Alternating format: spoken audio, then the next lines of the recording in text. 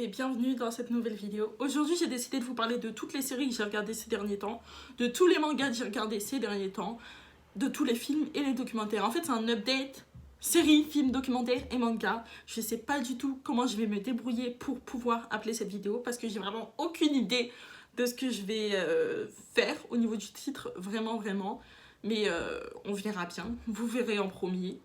Et du coup on commence tout de suite. La première série dont je voulais vous parler, c'est Ears of the Night, donc Les Héritiers de la Nuit, qui est sortie chez Amazon Prime Video. La saison 2, elle vient de sortir en ce moment, donc c'est parfait pour pouvoir vous présenter cette série, sachant que j'ai fini la saison 2 genre hier, et que j'ai noté les séries que je voulais mettre dans cette vidéo genre il y a 1 mois et demi, donc c'est parfait. Donc c'est une série qui parle de vampires, en fait c'est toutes les plus grandes familles de vampires qui vont se retrouver parce qu'il y a eu des chasseurs de vampires qui ont retrouvé une vampire. Et donc du coup ils vont se réunir pour pouvoir lutter contre cette menace, pour pouvoir lutter contre un grand méchant vampire que tout le monde connaît. Je ne vais pas vous spoiler mais vous avez compris. Et en fait ils vont faire en sorte que tous les enfants aient les pouvoirs de toutes les familles puis pour pouvoir se battre contre cette fameuse personne et les chasseurs de vampires pour faire perdurer l'espèce des vampires. C'est un résumé à peu près correct, même si c'est un peu plus complexe que ça. Mais très franchement, pour mon avis critique sur cette série, j'ai trouvé parfois que ça avait l'air un peu trop d'être pour les jeunes, enfin pour la jeunesse. Et malheureusement, genre c'est pas... c'est esthétique, tout ce que vous voulez, mais parfois ça m'a fait penser à une telenovela. Alors du coup, c'est un peu trop, on va dire jeunesse, entre guillemets. C'est un peu trop, genre, les acteurs... J'ai trouvé que parfois les acteurs ne jouaient pas correctement, en fait. Genre c'était bien, mais pour le potentiel que ça aurait pu être, parfois c'était un peu genre telenovela, tout simplement. Je ne sais pas comment décrire ce truc, mais j'ai trouvé que c'était un peu telenovela de temps en temps. Alors bien sûr pour Les Héritiers de la Nuit, c'est pas forcément une sombre merde non plus, genre c'est bien, c'est juste que personnellement... j'ai pas aimé le fait que ce soit pas assez construit, il y a beaucoup de potentiel, etc. Et je comprends pas que visuellement ça donne quelque chose qui fait un peu genre comme les films de Gulli. Ça fait très jeunesse, genre ça fait très jeunesse. Alors que ça aurait pu être un tout petit peu plus sombre, je pense, un tout petit peu plus adulte et moins c'est de la magie, tais-toi. Genre c'est l'impression que ça m'a donné, genre c'est magique, chut. C'est magique. Genre des fois il y a des scènes où ouais c'est ça, ils balancent un truc et puis toi t'essaies de comprendre puis au final c'est magique, c'est tout. C'est comme ça. Donc franchement c'est quand même prenant. On a quand même envie de savoir la fin, mais ça n'a pas un potentiel en fait cinématographique extraordinaire quoi. Sachant que c'est pas du cinéma, ok, mais visuellement c'est pas extraordinaire. Disons-le quand même. Genre c'est bien, j'ai bien aimé, mais c'est pas extraordinaire. Et puis très franchement, le personnage du méchant, je l'ai pas trouvé extraordinaire non plus.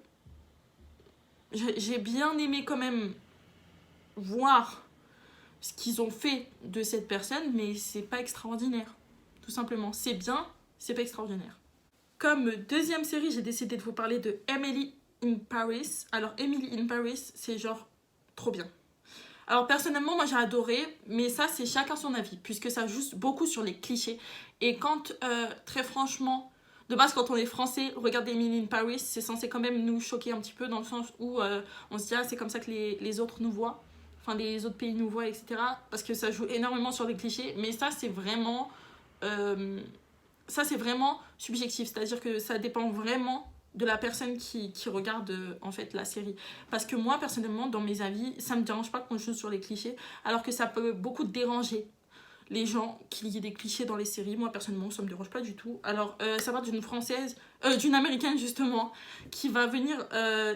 étudier, enfin travailler dans une boîte de communication en France et qui va tout simplement découvrir la vie parisienne et on voit en fait à quoi elle s'attend au Paris de rêve, Paris la ville la plus romantique du monde et ce qu'elle découvre de Paris, les mauvais côtés de Paris comme les bons côtés de Paris et on voit comment elle s'en sort et personnellement j'ai trouvé que c'était une série hyper fraîche, genre c'est hyper frais à regarder, genre c'est trop c'est plein d'amour en fait, j'ai adoré et c'est aussi une série que j'ai bien aimée parce que c'est original, c'est bossé.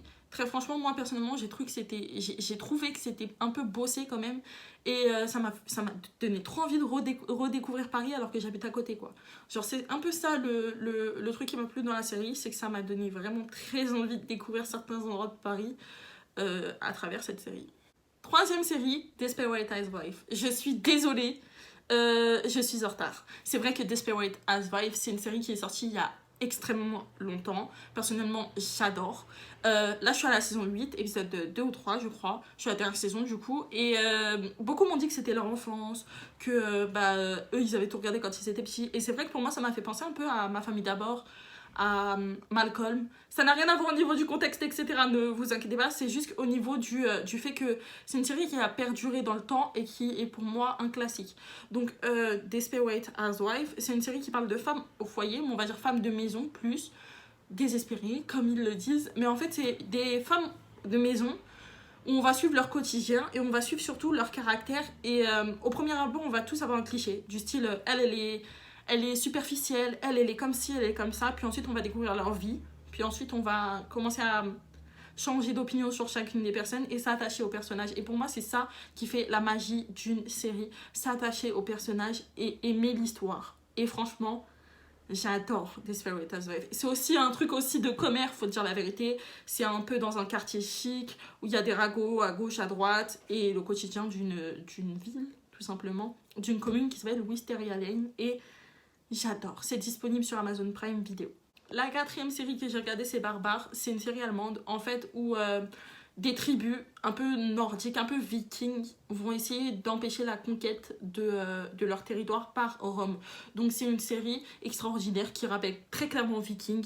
Je regarde un petit peu ce que j'ai noté parce que vraiment, moi, j'ai adoré. Mais à chaque fois que j'en parle, je ne suis capable de dire que j'ai adoré. Franchement, j'ai trouvé que la série ressemble à Viking. J'ai adoré. Vraiment, c'est tout ce que j'ai noté, hein. Oui, les paysages étaient extraordinaires. J'attends la saison 2 avec impatience, mais vraiment. Parce que les paysages, ils étaient genre ouf. Pour moi, j'ai adoré. J'ai adoré la bataille finale. J'ai adoré le fait que pendant la bataille, quelqu'un parlait en arrière-plan. J'ai trouvé ça très puissant, fort, poignant, tout ce que vous voulez. J'ai vraiment adoré et j'ai hâte de voir la saison 2. Et franchement, c'est une série qui met une claque. C'est une série qui est vraiment comparable avec Viking. J'espère qu'il y aura beaucoup de saisons. J'espère qu'ils vont pas s'arrêter à une seule saison ou 2 saisons. Très franchement, j'espère que ce sera long parce que c'est vraiment de qualité. Alors, on passe au manga. Alors, faut savoir que j'ai écrit des choses que pour les séries. C'est-à-dire que dans ma tête, j'avais prévu de faire cette vidéo en décrivant toutes les trucs que je vais vous présenter. Mais j'ai écrit que la première partie de la vidéo. Je me suis dit, le reste, c'est bon, je vais y aller. Je vais dire tout ce que je pense du tac au tac. Je vous jure que c'est difficile. J'ai essayé, je vous jure que c'est difficile, mais on y va pour les mangas. Alors, le premier manga que je vais vous présenter, c'est Fruit Basket. Alors, c'est un manga, tout simplement, trop cool, trop mignon, trop cute, trop ce que vous voulez, trop mignon. Genre, c'est comme un chat. Vous voyez ce que je veux dire? C'est un chat trop mignon et gentil et qui griffe pas. Vous voyez ce que c'est un bonbon. La série, c'est vraiment un bonbon. Et j'ai vraiment adoré. Et pour vous la décrire, c'est une fille qui va arriver dans une maison avec plein de gars. Et en fait, elle est dans cette maison parce qu'elle a perdu sa maman et que du coup, elle est recueillie par ses gens, on va dire. Et pour pouvoir continuer ses études qu'elle avait promis de finir à sa mère. Et du coup, je vais pas vous spoiler tout l'épisode 1 parce que là, c'est déjà pas mal. Et du coup, elle va essayer d'aider au maximum ces gens qui sont dans cette maison à se sentir bien parce que c'est une personne qui est extrêmement positive attitude et qui est extrêmement genre compatissante, géniale, gentille, qui voit le bien partout et que franchement, Fruit Basket, c'est vraiment un bonbon. Je sais pas comment vous décrire ça mieux que ça. C'est un bonbon, ce manga, c'est vraiment un bonbon. Genre, c'est un bonbon. Je m'arrête là, c'est un bonbon. Du coup, pour Fruit Basket, c'est disponible sur IGN et sur Wakanim, mais je pense que vous pouvez la trouver en streaming sur internet, tout simplement. J'allais dire sur toutes les plateformes, mais non, sur internet. Par contre, du coup, pour Fruit Basket, j'ai regardé les 2 saisons, j'ai fini les 2 saisons, j'ai adoré les 2 saisons. J'attends la 3e saison, mais de malade mental, vraiment, j'attends très fortement la 3e saison, un peu comme la saison de l'Attaque des Titans, qui sort en décembre, pour ceux qui ne le savaient pas, parce que j'étais choquée. Je me suis payée, pour vous dire, je me suis payée IGN et Wakanim. Cette vidéo va être longue au passage, je précise. Je me suis payée IGN et Wakanim. J'ai arrêté IGN parce que j'ai pris Wakanim. Et Wakanim, genre, ils mettent en fait les séries qui vont sortir, ils mettent juste l'image en fait. Et je vois La Tête des Titans saison 3. Mais comment personne ne m'a dit que ça allait sortir? Genre là, en fait, je crois que... Je sais pas si je suis contente ou pas de le savoir carrément parce que j'attends trop. J'attends trop. Décembre, ça va vraiment être ma fête. Les litchis qui vont sortir, l'attaque des titans, franchement, c'est trop bien. C'est trop. Bref, on va passer au prochain manga. Alors, Demon Slayer. Demon Slayer, c'est un manga que je n'ai pas fini. Et j'en suis à l'épisode 6, je crois, ou 7. Ça fait un moment que j'ai pas été honnêtement regarder de manga parce que je me suis focus sur les documentaires, sur les films un petit peu et sur les séries un petit peu. Et du coup, j'ai un peu délaissé les mangas. C'est un peu Fruit Basket qui m'a redonné envie de regarder des mangas. Donc, entre temps, et ça, je ne l'ai pas précisé dans la vidéo, donc je le dis maintenant. Enfin, je ne l'ai pas précisé dans ce que j'ai noté pour la vidéo. J'ai fini Fairy Tail aussi, et Fairy Tail, c'est un bonbon, faut regarder aussi. Enfin, c'est pas un bonbon, non, c'est pas un bonbon. C'est bien, c'est super bien. C'est extraordinaire. Genre, c'est Fairy Tail. Bon, du coup, Demon Slayer, c'est en fait un manga qui va parler de démons, d'un chasseur de démons, d'un petit qui en fait va perdre toute sa famille et tué par un démon. Et en fait, sa sœur va se transformer en démon et va vouloir en fait la sauver. Donc pour la sauver, il va demander à des chasseurs de démons comment on fait pour faire devenir sa sœur humaine. Et donc du coup, pendant toute la série, on va suivre le fait de comment on fait pour que sa sœur redevienne humaine. Franchement, je suis désolée si des fois je parle comme une enfant, mais c'est dur de décrire des séries autrement pour moi. Donc j'ai adoré. C'est juste un manga qui visuellement mérite d'être au cinéma. Ça, vraiment, visuellement, c'est vraiment un manga qui mérite d'être au cinéma. Vous vous rendez pas compte à quel point, au niveau du travail, j'ai l'impression que c'est un truc qui a été créé qui a duré des années de création. C'est vraiment très beau. Genre, c'est le truc limite le plus beau que j'ai vu au niveau du graphisme. Je sais pas comment c'est possible, mais franchement, j'avais vraiment l'impression d'être au cinéma pour le coup. Et je conseille ça juste pour cette... pour l'image, limite je pourrais conseiller le manga juste pour l'image. Sachant que pour moi c'est un super manga qui pour beaucoup est le manga préféré de énormément de gens. Donc juste pour la culture, regardez-le en fait. Pour la culture. Donc c'est disponible sur ADN. Non, pas du tout, c'est disponible justement sur Wakanim. Et regardez-le, sinon essayez de le trouver en streaming. Mais c'est disponible sur Wakanim. Et je crois qu'il y a quelques épisodes... en version originale et d'ailleurs c'est qu'en version originale sur YouTube. Je crois qu'il y en a un ou deux, mais regardez-le sur Wakanim. Je vous conseille quand même Wakanim. C'était court pour les mangas, mais écoutez, on a du boulot. On passe au film. C'est tout ce que j'ai regardé comme manga, littéralement. Désolée, putain. À chaque fois, je regarde. En ce moment, j'essaye beaucoup de m'entraîner. C'est pour ça que pour ceux qui ont déjà vu mes vidéos, c'est rare que je regarde par là-bas, là. Mais j'essaie de m'entraîner à vous regarder. Donc, je ne regarde pas le retour image. Et je regarde là-bas. Donc, du coup, pour les films, j'ai regardé Divergente 1, 2 et 3. Et Divergente. Je trouve que le 1... c'est vraiment... En fait, j'ai l'impression qu'il faut s'arrêter au 1. Désolée de vous dire ça, mais j'ai vraiment l'impression qu'il faut s'arrêter au 1. Et pour le coup, le fait que ça a été un échec et que ils n'ont pas fini l'histoire, parce que ça a été un échec vraiment au niveau de la sortie cinéma, le 3, vraiment, ça veut tout dire. C'est-à-dire que moi, j'ai adoré le 1. Le 1, je me suis dit potentiel de ouf. Genre, vous vous rendez pas compte. C'est un truc qui sort un peu à la... Comment ça s'appelle déjà ça ?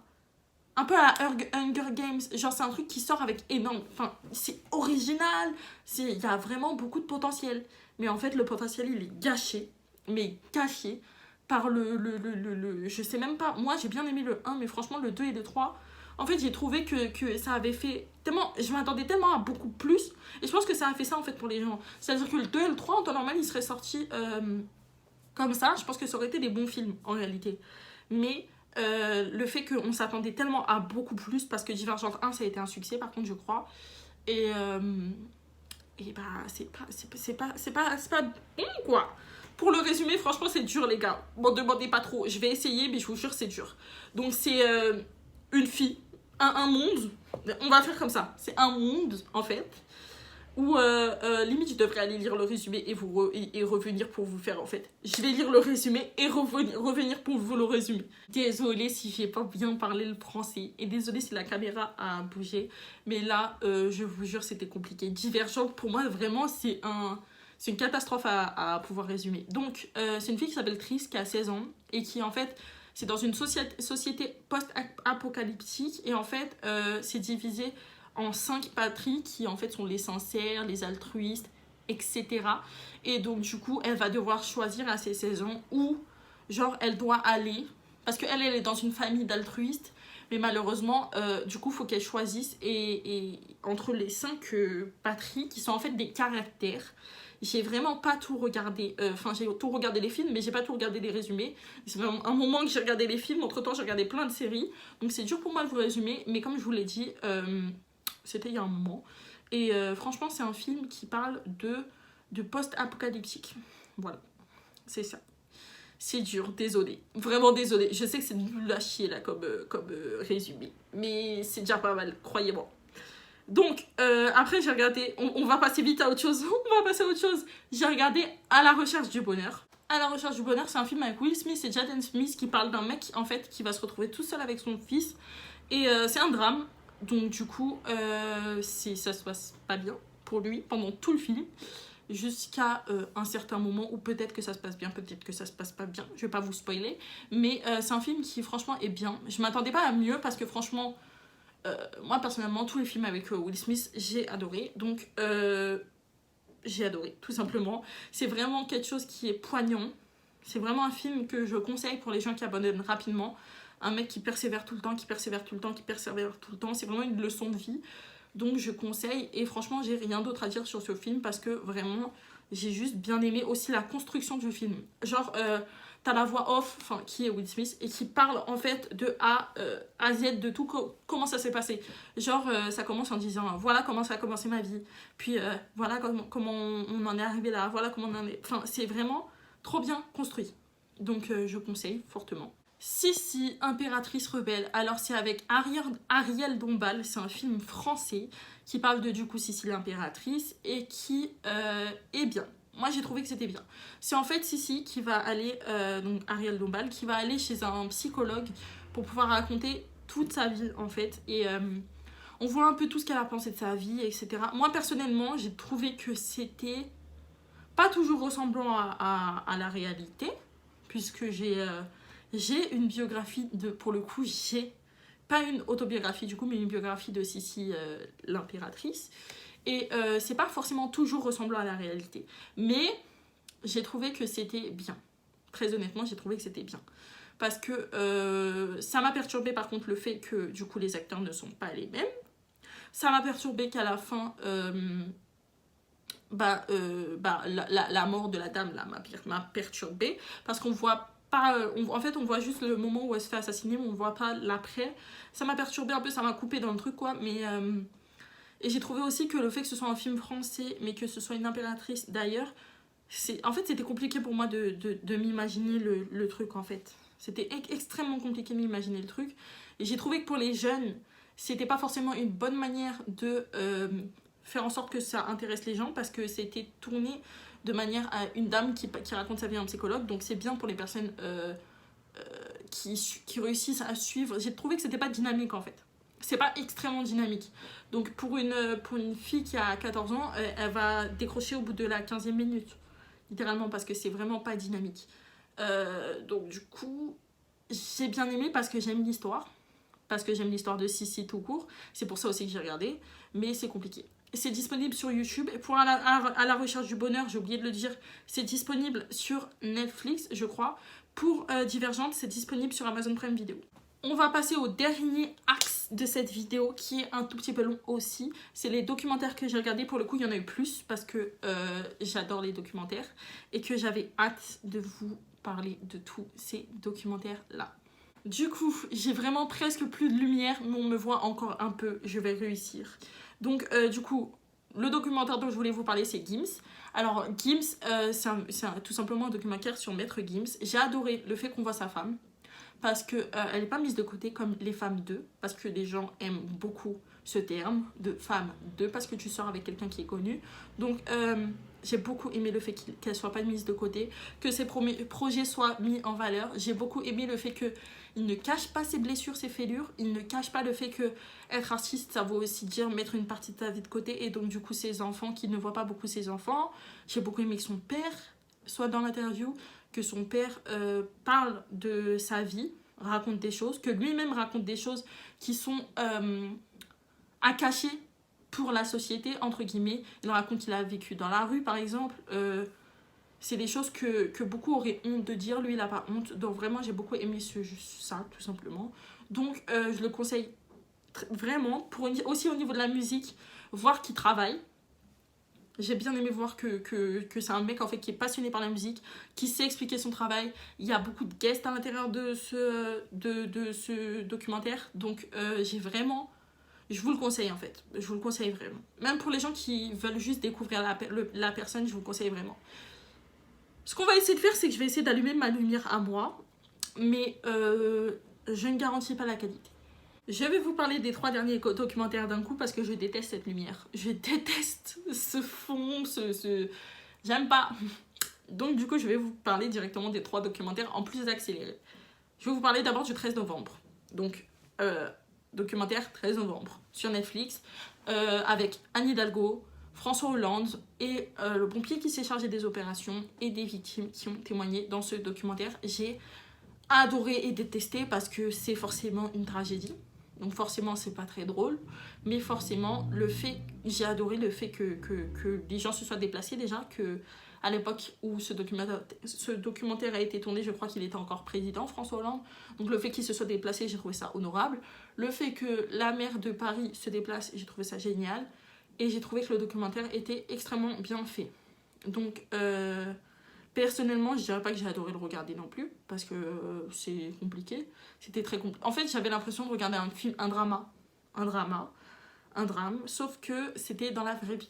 Et savoir que ça s'est passé, c'est compliqué à encaisser. Donc je ne sais pas si je le recommanderais, honnêtement. Âme sensible de s'abstenir, j'ai envie de dire. C'est disponible sur Netflix, je vous le dis quand même. Mais si vous avez les nerfs un petit peu fragiles, je vous le déconseille, très fortement. Ensuite, Notre planète, un truc sur l'écologie, pour montrer un documentaire pour montrer la beauté de notre planète, tout simplement. Donc il y a beaucoup d'écologie, de rappel un peu sur tout ce qui est néfaste dans notre manière de gérer la planète, sur notre consommation d'eau, sur notre consommation de nourriture excessive, et le fait que ça touche les animaux et le rapport avec les animaux, et on voit vraiment ce que ça fait réellement. C'est-à-dire on nous montre une espèce, sa manière de vivre et comment elle vivra, comment elle vit maintenant comparé à avant.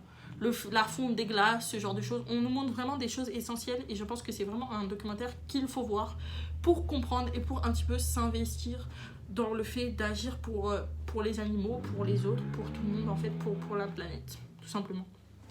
Ensuite, j'ai vu Blackpink, Light Up the Sky et j'ai adoré. C'est un documentaire sur les Blackpink. Donc, c'est un groupe de pop coréenne. Donc, c'est pas forcément de la K-pop en réalité, mais c'est un groupe de pop coréenne qui est génial. J'adore ce groupe. Surtout maintenant, de base, j'avais juste une chanson, donc Kill This Love. J'avais juste Kill This Love dans mon et How You Like That. Je crois que c'est ça. Et j'avais juste ces 2 chansons à l'intérieur de mes musiques.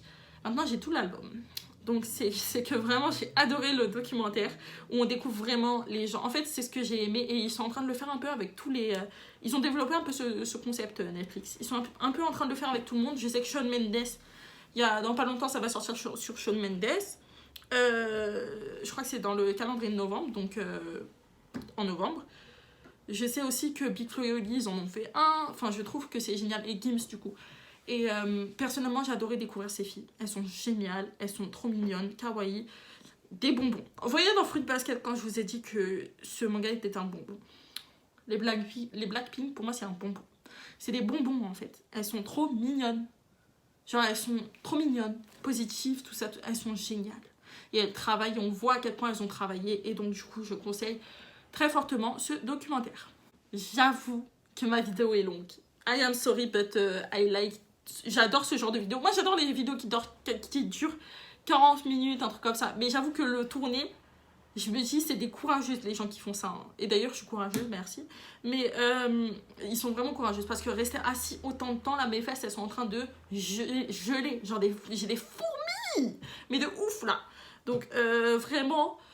j'espère que ça aura incité quelques personnes quand même à regarder certaines séries ou certains documentaires, mangas, etc. Parce que vraiment, j'espère que vous allez vraiment aimer cette vidéo, quoi. J'espère que vous allez aimer, adorer même cette vidéo. Je vous fais de gros bisous. N'hésitez pas à vous abonner à ma chaîne YouTube, à liker cette vidéo et à la partager.